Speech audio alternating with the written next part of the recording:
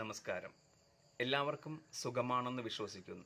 ഇന്ന് short video ആയിട്ട് വരാൻ കാരണമേ പല ആളുകളും ചോദിക്കുന്ന ചോദ്യമാണ്. ഞങ്ങൾക്ക് നിത്യ വഴിപാട് ചെയ്യണം, നിത്യപൂജ ചെയ്യണം, മാസത്തിൽ വരുന്ന നക്ഷത്രങ്ങൾക്ക് പൂജ ചെയ്യണം, വർഷങ്ങളിൽ പൂജ ചെയ്യണം, പിതൃപൂജ, പിതൃനമസ്കാരം, ഇങ്ങനെയുള്ള പല പല പൂജകളും വഴിപാടുകളും ചെയ്യണം. അതിന് പ്രതിവിധി എന്താണുള്ളത്? ഞങ്ങളുടെ കയ്യിൽ പണമില്ല, പണമില്ലെങ്കിൽ വഴിപാട് നടത്തുമോ എന്ന് പല ആളുകളും ചോദിക്കാറുണ്ട്.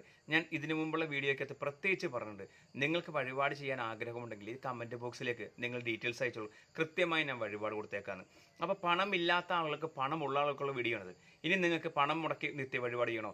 ഞാനിത് ഫോൺ നമ്പർ വെച്ചേക്കാം. ഈ നമ്പറിലേക്ക്, വാട്സപ്പിലേക്ക് നിങ്ങളുടെ അച്ഛൻ്റെ പേര്, അമ്മയുടെ പേര്, കുടുംബ പേര്, ഡേറ്റ് ഓഫ് ബർത്ത് ടൈം, അത് നിങ്ങളുടെ ഡേറ്റ് ഓഫ് ബർത്ത് ടൈമും കൃത്യമായി വാട്സപ്പിലേക്ക് അയക്കാം. അപ്പോൾ പണം ഇല്ലാത്ത ആളുകൾക്കാണ് ഇതിൻ്റെ മുൻഗണന. അപ്പോൾ എപ്പോഴും ശ്രദ്ധിച്ചോളാം. കൃത്യമായി ഡീറ്റെയിൽസ് അയക്കാൻ നേരത്ത് പിന്നൊരു മറുപടി, അതായത് പ്രശ്നം വെച്ച് ഞങ്ങളെ കാര്യം പറഞ്ഞു തരാമോ, ഇതിൽ എന്തെങ്കിലും കുഴപ്പമുണ്ടോ എന്ന് ചോദിച്ചതിനെ ശല്യം ചെയ്യരുത്. ഉപകാരം ചെയ്യുമ്പോൾ എന്നിലേക്ക് ഉപദ്രവം